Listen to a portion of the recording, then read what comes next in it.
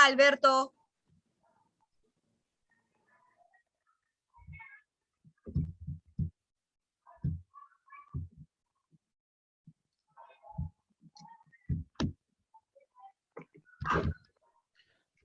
Muy buenas tardes con todos y todas nuestros amigos que hoy nos están siguiendo en un programa más de Menos Barreras, Más Respeto, programa transmitido por por el Facebook de la Gerencia de Desarrollo Social de la Municipalidad de Lima.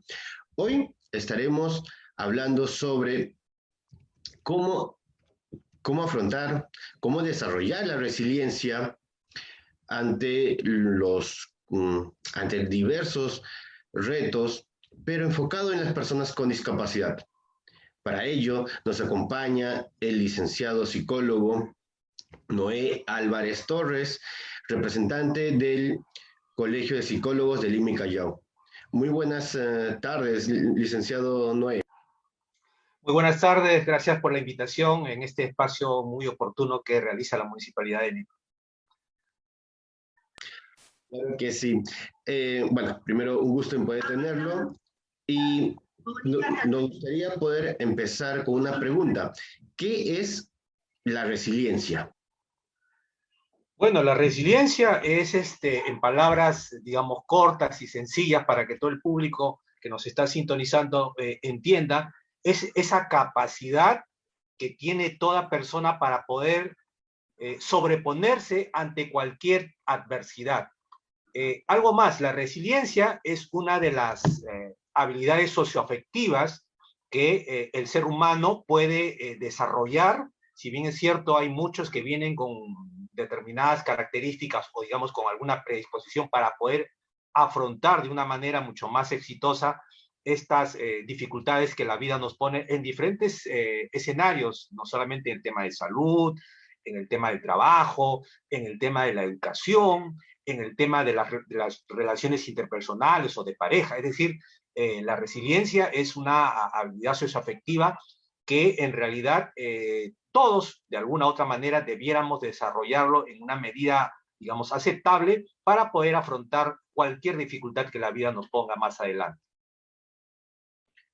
Claro que sí.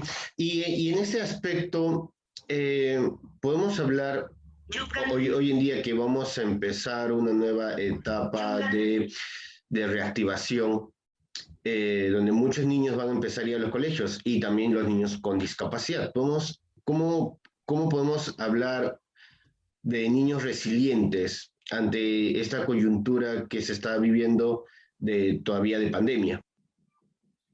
Bueno, en realidad sí, justamente el retorno a las clases presenciales o semipresenciales va a generar de alguna medida un impacto, digamos, emocional en cuanto al desenvolvimiento que los escolares van a tener que afrontar. Sobre todo, vamos a ver con los chicos del nivel inicial, porque estos niños, si bien es cierto, es una edad donde estos primeros años de la educación inicial les sirve para desarrollar justamente estos procesos socioafectivos, es decir, de poner en contacto con otros niños, de tener el aprendizaje de aquellas conductas básicas, de quién es, los colores, algunas palabras, la familiaridad, etcétera, etcétera.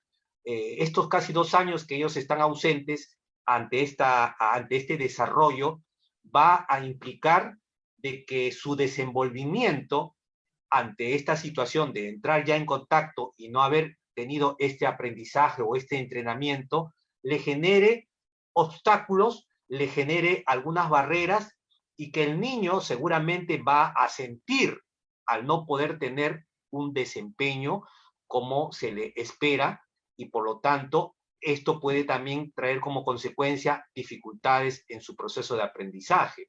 Esto hablando de los más pequeños. Si a esto le sumamos, digamos, alguna discapacidad, eso obviamente va a doblegar la dificultad. ¿Por qué? Porque justamente en ese proceso de interacción es donde el niño que de repente presenta alguna discapacidad logra en una primera etapa tener una adaptación, digamos, una asimilación de la situación y puede ir incorporándose a esta vida que le va a, digamos, exigir, en este caso, la vida académica o la vida escolar.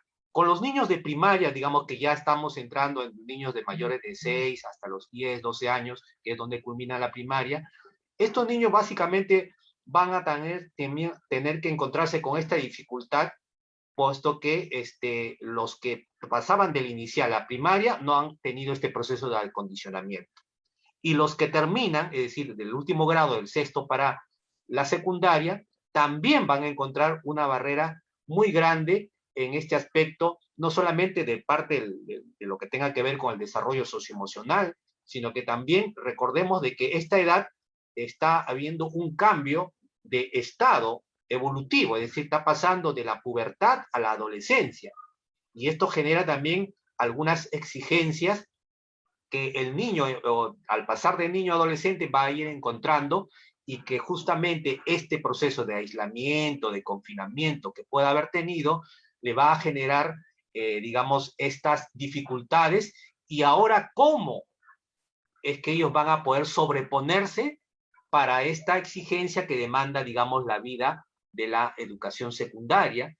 Cuando en primaria ellos contaban generalmente con un solo docente, que era el que le llevaba todas las asignaturas, estaba más familiarizado, digamos que había como una especie de maternidad, paternidad con su profesor o profesora, y ahora va a tener que enfrentar, digamos, a una, digamos, número mayor de docentes. Es decir, por cada asignatura va a haber un docente con diferentes características, con trato a lo mejor distinto, y que si el niño, digamos, no se ha podido adaptar dentro de este proceso que implica digamos, la presencialidad, va a tener que sobreponerse ante una barrera muy grande, y si es que no ha desarrollado o no le hemos enseñado a desarrollar en este tiempo esa capacidad de ser resiliente, probablemente el éxito que se espere va a ser un poco bajo, porque vamos a encontrar esta gran barrera por el cual él no va a poder desarrollarse. Claro que sí. Y en este caso, ¿qué características tendría que tener un niño resiliente? O sea, si un papá le lee, ¿no? Doctor Noé, ¿cómo yo puedo saber si mi hijo es resiliente? O qué comportamiento, qué conducta yo podría observar para definir que él pueda ser resiliente o que no está siendo resiliente? Como usted bien decía, ¿no? Bajo esta nueva realidad o esta nueva convivencia que le va a tocar afrontar, ya que por 2 años han cortado la interacción con otros niños y jóvenes de su edad. Y en el caso que ponía, algunos que estaban en cuarto o quinto, que en primaria era una forma de estudio, van a pasar a secundaria y va a haber un profesor por cada asignatura. En el caso de los niños con discapacidad, pues esto se va ampliando más. ¿Qué le podría decir esto a los padres? Bien, hay algunas características que distingue o que se va un papá o cualquier familiar poder darse cuenta, o incluso el mismo maestro, cuando un niño tenga esa capacidad para ser resiliente, ¿no? Una primera característica que vamos a encontrar es un buen sentido del humor. Las personas resilientes, generalmente, o las personas que tienen esta habilidad desarrollada, generalmente muestran siempre un comportamiento desde el punto de vista del sentido del humor bastante bueno. Es decir, cuando usted ve a personas o ve a niños, digamos, tristes, pesimistas, aburridos, digamos que hay una característica que de repente va a identificar que no estamos ante un niño resiliente. Un niño resiliente generalmente lo vamos a ver con la sonrisa, lo vamos a ver optimista, lo vamos a ver con una buena autoestima. Digamos que estas tres características son muy visibles y notorias en cualquier persona resiliente, no solamente en los niños, sino también en los adolescentes, en los jóvenes y en los adultos. Porque a veces cuando encontramos a personas que no pueden sobreponerse ante una adversidad, digamos, estamos viendo que, por ejemplo, en las clases virtuales, muchos niños no quieren abrir la cámara.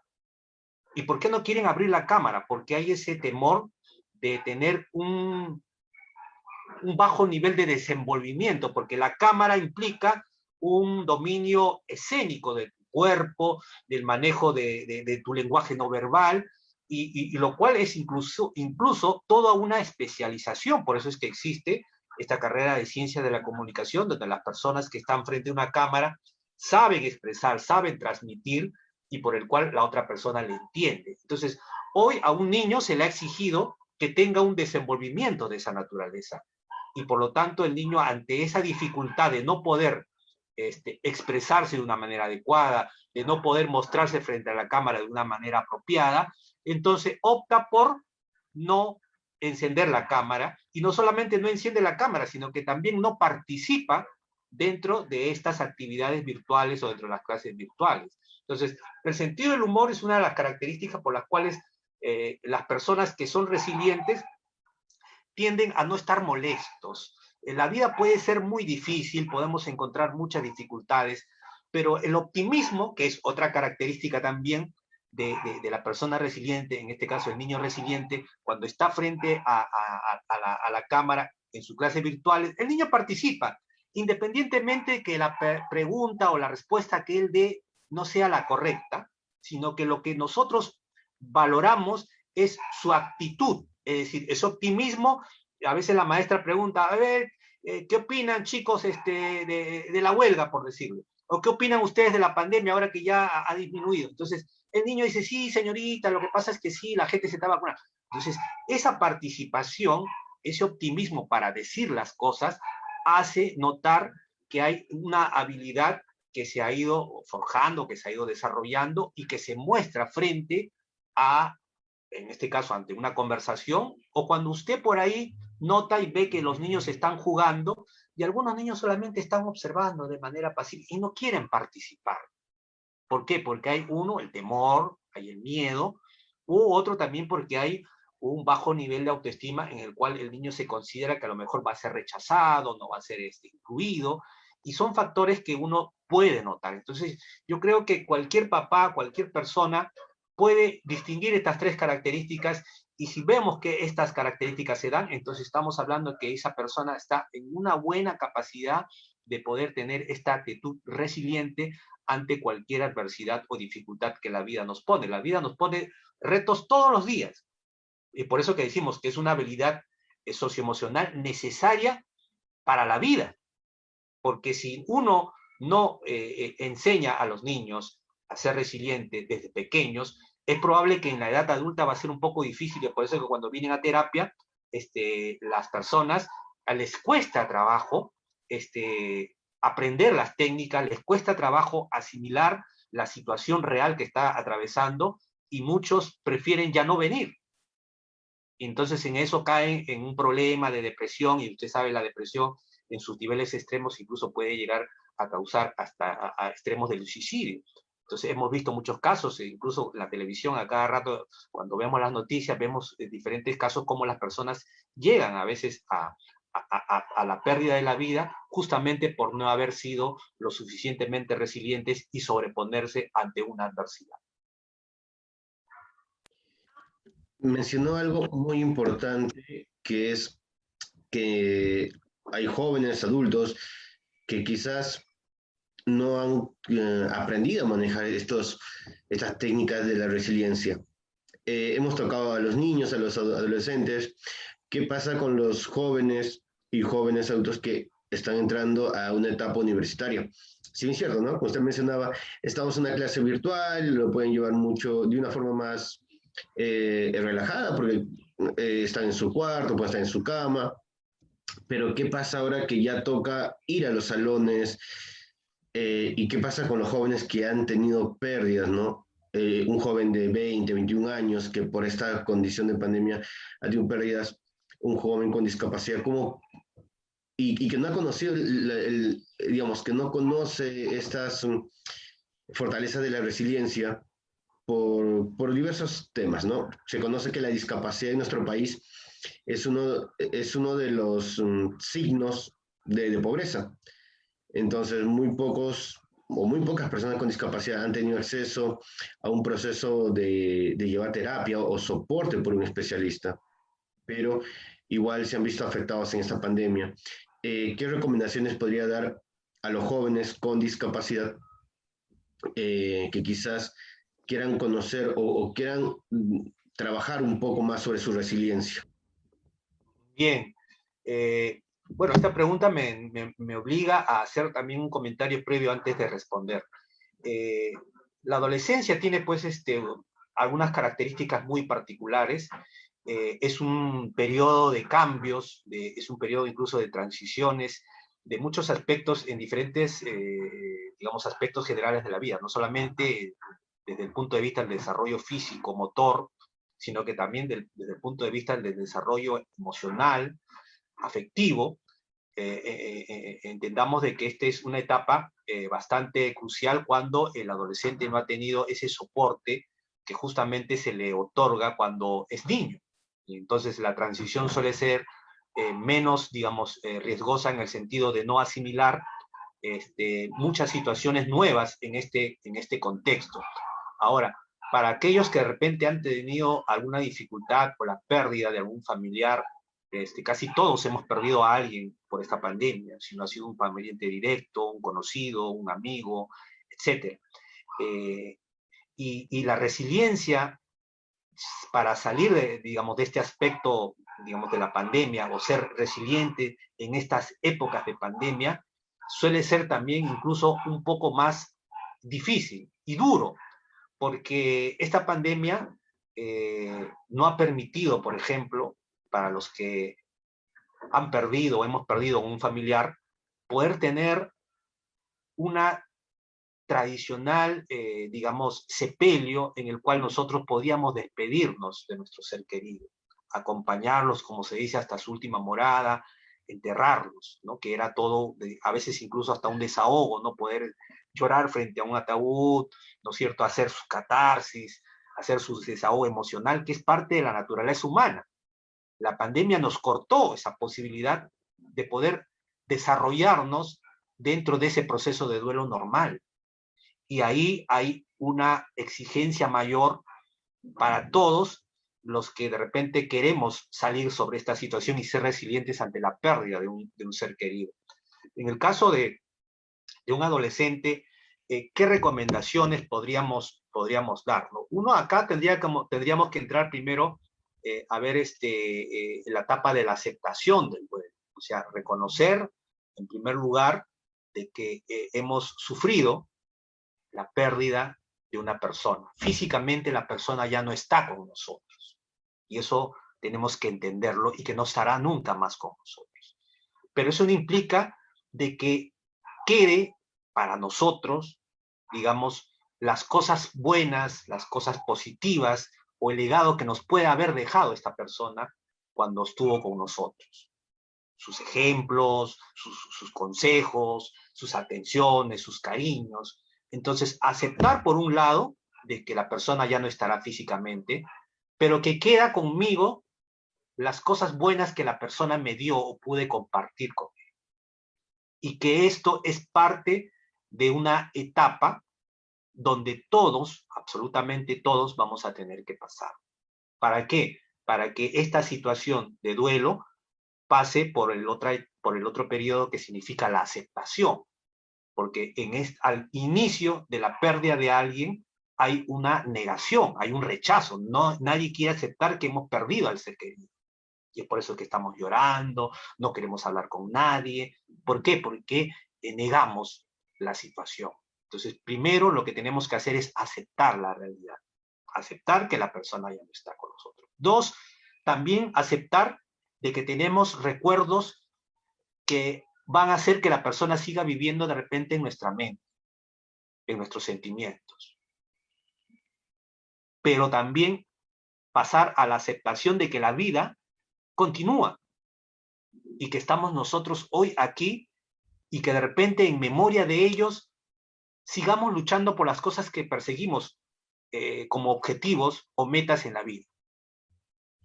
Y hacernos la pregunta, si tuviera de repente la posibilidad de que él me estuviera viendo, ¿cómo se sentiría al verme que yo no hago absolutamente nada y sigo sufriendo por su partida? Entonces, un poco como que le hacemos racionalizar el hecho y que la persona tome conciencia de que debemos de dar el otro paso para continuar con lo que la vida nos pone.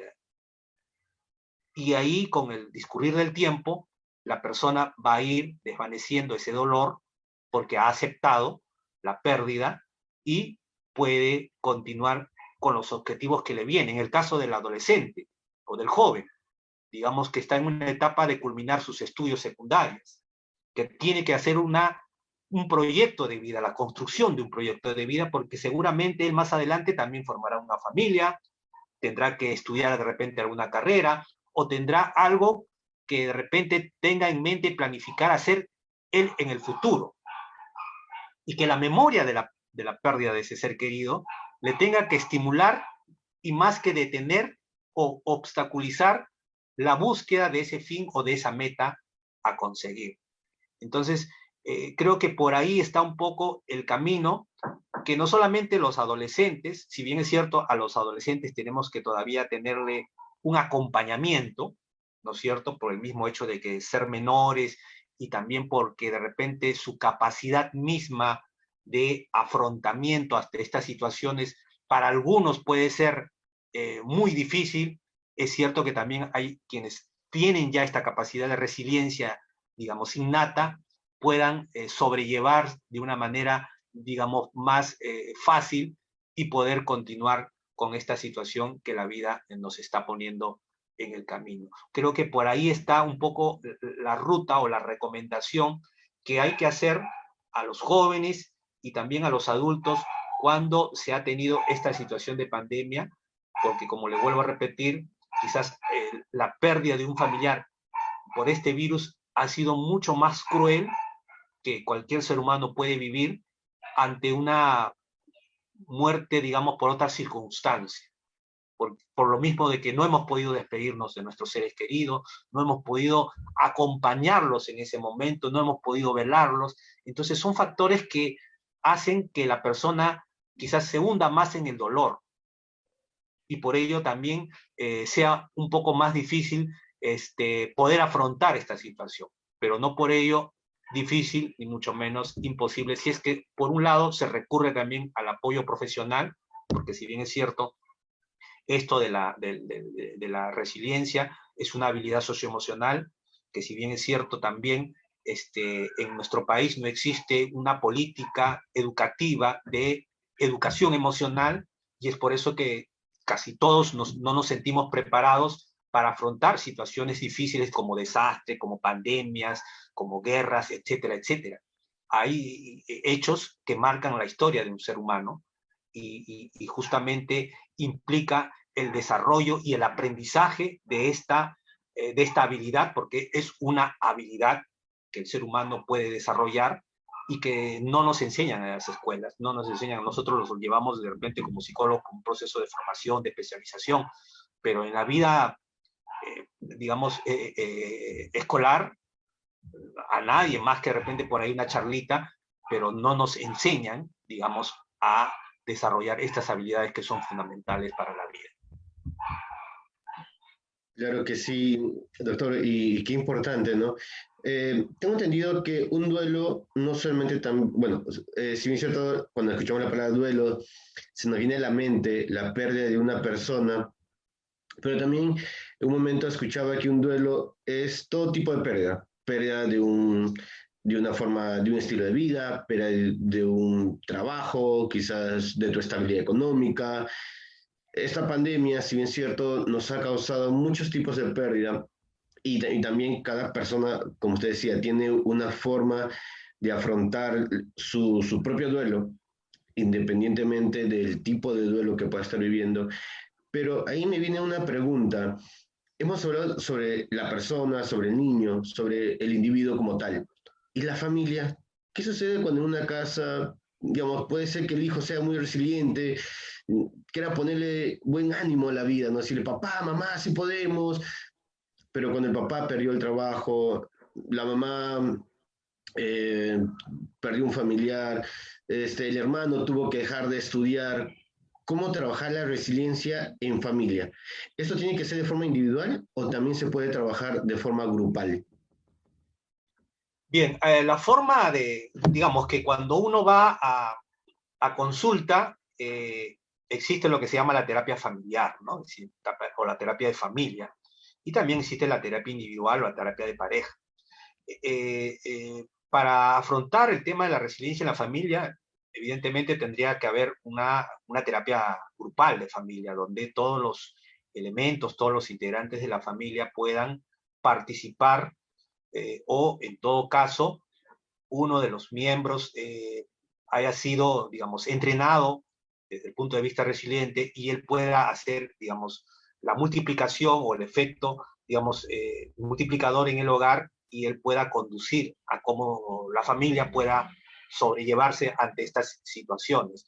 Normalmente, lo que tenemos en este caso, muy pocos acceden a terapias grupales de familia, ¿no? Cuando sucede algún hecho, o uno va por consulta y consulta de manera particular. O sea, uno quiere, digamos, curarse, sanar el problema que tiene, y piensa de que eso es lo suficiente, y por contagio los demás se van a recuperar. O sea, no existen recetas en este aspecto. La psicoterapia es un entrenamiento, es una forma, es un estilo de vida que corrige o ayuda a superar situaciones como, por ejemplo, en este caso, las adversidades que puede pasar una familia, digamos, por duelo, digamos, también por pérdida de trabajo, digamos, por viaje. Se va alguien de la familia obligado por la necesidad económica a emigrar, y tienes que dejar a la familia, y la familia también va a pasar por un duelo, porque esa persona ya no va a estar aquí. O alguien porque de repente ya cumplió su ciclo, en este caso los jóvenes, ¿no? Ya el joven tiene una enamorada, digamos, por ahí se casa y deja la familia. Y también ahí va a pasar un duelo. ¿Por qué? Porque la familia, digamos, de alguna otra manera ha aprendido a convivir de una forma con todos sus integrantes, y el no estar un integrante hace de que genere esta situación de duelo dentro de la familia. Usted lo ha especificado muy claro: el duelo no solamente es muerte, duelo también es la pérdida, duelo de algo, como el trabajo, o incluso una mascota. La pérdida de una mascota es también una señal de duelo.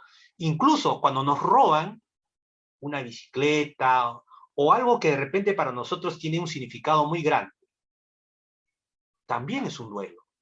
Yo recuerdo, hace pocas semanas, estuve frente a la casa de un amigo, y había un señor que estaba muy deprimido porque le habían robado un carro que, si bien no era nuevo, pero era un carro que le estaba acompañando 10 años en su vida. Y con ese carro él viajaba, hacía sus trabajos, y más que lo que el valor material, porque el carro de repente no costaba mucho, pero sí lo que significaba para él el vehículo dentro de su entorno familiar y personal. Y ahí justamente le comenté, le dije, no, justamente lo que está ahorita está pasando por una situación de duelo. Pero él no ha perdido a nadie. Me dijo, no, pero no ha perdido a nadie, como que ha perdido su carro. Entonces, el duelo tiene estas situaciones que no necesariamente es la muerte. Como le decía, también es porque cuando una persona viaja, y en esta época hay muchas personas que han viajado porque la situación, o están viajando a otros países por situaciones económicas, y están dejando a la familia, ¿no? Entonces, es muy importante que la familia se entrene, y esto también debería ser una política de gobierno local. Si bien es cierto, el Estado como políticas probablemente no pueda alcanzar, pero sí es una obligación de los gobiernos locales, distritales y gobiernos regionales, establecer políticas como esta, en el cual, digamos, se instauren programas de capacitación en este aspecto exclusivamente de lo que es el tema de la resiliencia, ¿no? ¿Para qué? Para que las familias, por ejemplo, a través de las escuelas de padres que se dan en las escuelas, la municipalidad, digamos, a través de su gerencia de desarrollo social, o a través de su subgerencia, ¿no es cierto?, pueda tener a ese profesional especializado, psicólogo, especialista en este tema, y que haga estas capacitaciones en las escuelas, en el cual las familias puedan obtener un entrenamiento, digamos, básico, que le permita, por ejemplo, poder afrontar cuestiones mínimas ante estas situaciones, como por ejemplo un duelo por la pérdida de una persona, un robo, o cuando alguien nos deja, etcétera, etcétera. Entonces, ahora que estamos a un año de las próximas elecciones municipales y regionales, creo que es el momento propicio donde nosotros tenemos que aprender a escuchar propuestas. Y las propuestas tienen que estar enmarcadas dentro de hechos concretos y reales que hoy, a partir de esta pandemia, que ya están 2 años que estamos viviendo, qué propuestas para nuestro sector, para nuestro distrito, nos propone determinado candidato. Porque si no, nosotros hoy no tenemos esa oferta de algo concreto, de algo que estamos atravesando todas las familias en el Perú, creo que todos necesitan tener un espacio de aprendizaje sobre la resiliencia, porque todos hemos sufrido la pérdida de algo. Si no hemos perdido un pariente, hemos perdido trabajo. Y si no hemos perdido un trabajo, nos han robado algo, nos han quitado algo. Y hay gente, por ejemplo, que ha perdido los ahorros de toda su vida, les han robado. En la mañana había el noticiero una señora que le han robado una fuerte suma de dinero, que era el ahorro de 20 años de vida. Y esa persona tiene que pasar por un proceso de resiliencia. Entonces necesitamos fortalecer esta habilidad con gente especial. Mire, el Colegio de Psicólogos está haciendo algo muy importante. Nosotros tenemos un programa de prevención de la violencia familiar y feminicidio. Lo hacemos en las instituciones educativas, ¿no es cierto?, a través de una serie de talleres en las cuales la familia empiezan a identificar factores de riesgo, cómo se desarrolla la violencia, cuáles son las consecuencias de la violencia y cómo podemos afrontar la violencia familiar. Pero nosotros lo estamos haciendo desde un punto de vista de un voluntariado. Pero si esto se sumase a un programa establecido por el gobierno local, probablemente estaríamos garantizando la sostenibilidad del programa en toda nuestra jurisdicción y estaríamos preparados para afrontar esta situación. Entonces creo que por ahí está un poco el camino que se podría hacer, y qué bueno como la municipalidad que esté generando estos espacios de diálogo, de conversación, donde podamos entender de qué es lo que necesita nuestra comunidad y qué cosas le podemos ofrecer.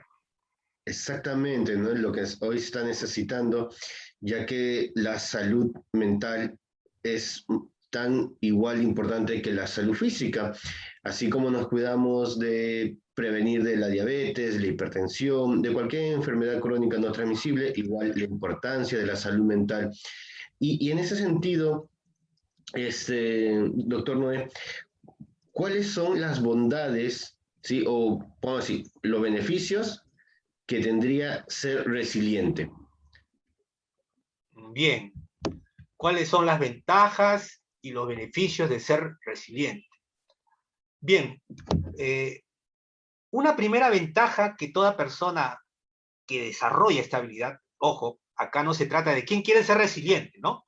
Acá lo que tenemos que entender que la resiliencia es una capacidad, es una habilidad que nos sirve para afrontar las diferentes dificultades que la vida nos pone, y esto nos va a ayudar primero a que las personas resilientes van a ser capaces de poder, uno, afrontar con un optimismo cualquier situación.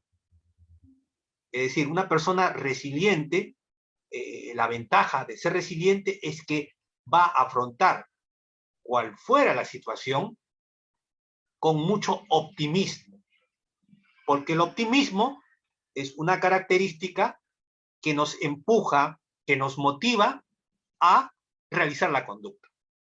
Es decir, si yo quiero salir de esta situación de duelo, por ejemplo, el optimismo que yo le voy a poner para la vida, es decir, ya, soy consciente que sufrí la pérdida de alguien, pero también tengo que tener ese optimismo, o ese optimismo me va a ayudar a mí movilizar esta energía para los otros aspectos que dentro de la vida tengo que desarrollar, como por ejemplo seguir trabajando. Porque uno no puede detener, por esta situación de pérdida, dejar de trabajar. En el caso de un estudiante, dejar de estudiar. Porque sí es cierto, también muchos chicos, y yo que trabajo en el ámbito educativo, he visto de que muchos chicos han dejado de conectarse, incluso ya no están asistiendo a las clases virtuales, porque no han podido superar esta situación. y por ende no han sabido de repente ser resilientes ante este hecho. Entonces, una ventaja de ser resiliente es que el optimismo nos sirve como un motor, como una energía para seguir caminando, seguir actuando en lo que nos queda dentro de nuestras actividades de la vida, en el trabajo, en la familia, por ejemplo, en la pareja. Entonces hay quien dice, no, pues ya abandona la familia, ¿no? O abandona a la pareja. No, ya no está conmigo, perdí a mi esposa, perdí a mi esposo. Entonces ya no vale la pena vivir, ya no quiero trabajar, o ya no, en todo caso, he conocido personas que han perdido su pareja, digamos, hace años, no por la pandemia, sino hace ya años, y no pueden reiniciar una nueva relación. O chicos, por ejemplo, que postularon a la universidad, ahora que, por ejemplo, hace poco había el examen de San Marcos, no han ingresado y ya dicen, no, el estudio ya no va para mí. Yo ya no, ya no. Pero no se ha acabado. Este año o el próximo año habrá otro examen. Me preparo mejor y puedo, a lo mejor, ingresar. O de repente aquel persona, o chico o chica que de repente estaba enamorado de alguien y la persona no le acepta. Y entonces esta persona dice, no, yo sé que con el matrimonio, no, ya nada, no, pareja no, es para sufrir, no, enamorarse no vale. Y queremos dejar atrás porque no hay ese optimismo de que podemos alcanzarlo. Justamente esa es la característica que tiene la resiliencia. Otro es el estado de ser comunicativo. Es un factor, digamos, favorable, una ventaja de la resiliencia es que generalmente la persona que es resiliente es comunicativa. Porque muchas personas hoy, a raíz de esta pandemia, no solamente por la obligación de no salir a contactarte con otra persona, ha hecho que seamos menos comunicativos. Y yo el otro día daba una charla y le decía a los papás, decía, si bien es cierto, ahora podemos salir a comunicarnos, a vernos ya, porque digamos ha bajado un poco, pero siempre tomando las medidas de bioseguridad, eso no significa de que usted antes de esto no ha podido hacer una llamada, no ha podido hacer una videollamada, o comunicarse por el Facebook, por el WhatsApp. O sea, teníamos los elementos de comunicación para seguir haciéndolos. Si es una persona resiliente, mantiene la comunicación, no deja de comunicarse. El resiliente no se aísla, el resiliente se comunica. Entonces, hay cosas que nos van a ser favorables como ventaja cuando uno se entrena esta habilidad. Entonces, y eso lo vemos en los diferentes aspectos, ¿no? Ahora hace poco que estamos viviendo el tema de las eliminatorias. Entonces, como que estamos entrando en esa etapa de resiliencia porque las posibilidades para clasificar no se han perdido. Es cierto, tenemos que de aquí en adelante ganar casi todos los partidos, pero estamos en esa lucha. Los jugadores se están recuperando y eso también es un factor resiliente. Entonces el optimismo, el ser positivo, el ser comunicativo, porque la persona no resiliente generalmente no comunica, se aísla, y eso es una desventaja para quienes de repente quieren sobreponerse ante estas dificultades, porque el objetivo de la resiliencia es sobreponerse. Siempre vamos a tener dificultades. Todos en algún momento de nuestra etapa vamos a sufrir una pérdida, si es que ya no la hemos sufrido. Todos. Entonces, tenemos que ir por ese camino, mi estimado. Perfecto, doctor. Sí. Y bueno, creo que todos nuestros seguidores, nuestros amigos que nos siguen a través de las redes sociales, hemos estado muy atentos comprendiendo que la resiliencia es transversal a cualquier tipo de persona, cual sea nuestra condición de vida. La resiliencia es algo que se tiene que, desde pequeños, ir trabajando en nuestros niños, adolescentes, fortaleciendo en los adolescentes, pero si somos jóvenes, somos adultos, pues nunca es tarde para trabajar y reforzar la resiliencia o prepararnos también, ¿no? Prepararnos para poder ser soporte en nuestras familias. Bueno, doctor, estamos llegando a al final de nuestro programa. ¿Qué mensaje podría dar a las personas con discapacidad, a sus familias y a todo el público en general que hoy nos está viendo? Bueno, primero decirles de que todos y cada uno de nosotros, con discapacidad o sin discapacidad, tenemos una fortaleza o tenemos fortalezas. Entonces, primero empecemos a reconocer cuál es nuestra fortaleza. Yo en la mañana daba una charla a chicos de quinto año de secundaria y les preguntaba, ¿cuál es tu talento? Y un chico me decía, no, yo no tengo talento. Pues es imposible, todos tenemos talento. Todos tenemos talento. No es que tú te tengas que comparar y que tengas que ser superior a alguien para decir que tienes un talento, o que tengas que ser superior a un grupo para decir que tienes un talento. Todos tenemos habilidades y tenemos destrezas. O sea, no miremos al costado si soy mejor o peor que el que está al costado. Hagamos una mirada interna. ¿Qué puedo hacer bien yo? Porque todos podemos hacer algo y todos estamos dotados para poder hacer algo bien. Eso es el punto de partida para yo ir fortaleciendo esta habilidad, esta destreza que cada uno de nosotros va a ir encontrando. Si bien es cierto la condición de tener alguna discapacidad, mire, yo también tengo una discapacidad visual. Okay, tengo una discapacidad, tengo que usar lentes, yo no puedo leer normal. Entonces todos en alguna medida vamos a tener una discapacidad, a la larga o a la corta. Entonces también entender de que esto es parte de un proceso o de una condición humana, natural, que quizás algunos por una cuestión de accidente o genética puedan haber venido con una discapacidad, pero eso no significa de que esa persona no tenga un valor en cuanto a qué cosa puede hacer, en primer lugar, como actividad para sostenimiento, o para entrenar o desarrollarlo o potenciarlo. Y eso también tiene que ser una política de gobierno local. Porque cada gobierno local tiene que preocuparse, y así está emanado dentro de la norma, dentro de las competencias que requiere.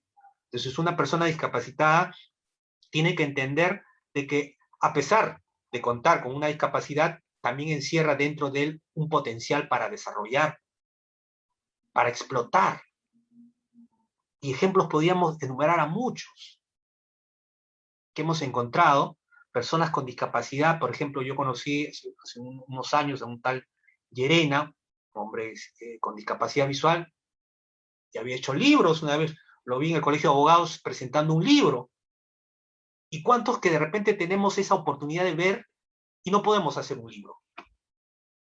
Entonces la discapacidad no es un factor limitante para no poder desarrollar alguna competencia dentro de nuestra condición que poseemos. El asunto es ver cuál es esa potencialidad que tenemos. Y es menester del gobierno local ayudar a que su población pueda tener ese espacio para lograr desarrollar. Y eso debería ser parte de una propuesta seria que debieran de tener todos los gobiernos. Incluso existe la ley de discapacidad, ¿no? Entonces, razón por la cual hay esas opciones, ¿no?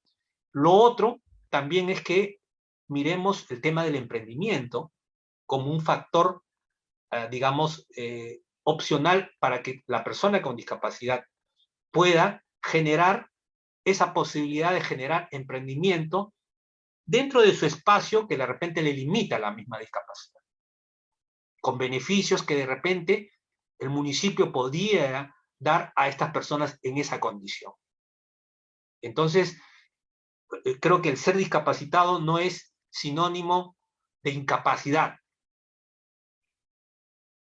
Al contrario, creo que es un estímulo para poder yo sacar de dentro esa fortaleza que me pueda impulsar a alcanzar mis metas, mis logros, ¿no? Yo simplemente quiero finalizar deseándole a todos los comunicadores, a los periodistas el día de hoy por su día, al inicio de esta transmisión, ¿no? Desearle que pasen un feliz día del periodismo, y gracias a ti, Alberto, por la invitación, a la Municipalidad de Lima por generar estos espacios de información, de conocimiento, y también, ¿por qué no?, de cultura, sobre aquellos temas que son necesarios tocarlo, porque estamos hablando de una población considerable en nuestro país, ¿no? Se habla de un porcentaje, digamos, no sé, del 5%, un poco más del 5% de la población discapacitada que hay en nuestro país, y que tiene que ser atendida no solamente de discursos bonitos, sino que también con hechos concretos y reales, y todo parte desde los gobiernos locales. Muchísimas gracias. Muchas gracias, doctor Noé Álvarez Torres. Y sí, queridos amigos, hemos llegado al final de nuestro programa de Menos Barreras, Más Respeto, programa que se viene transmitiendo todos los viernes a las 5 de la tarde a través del Facebook de la Gerencia de Desarrollo Social de la Municipalidad de Lima.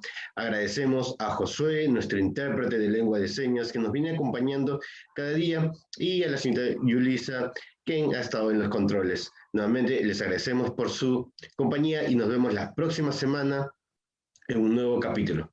Muchas gracias. Gracias.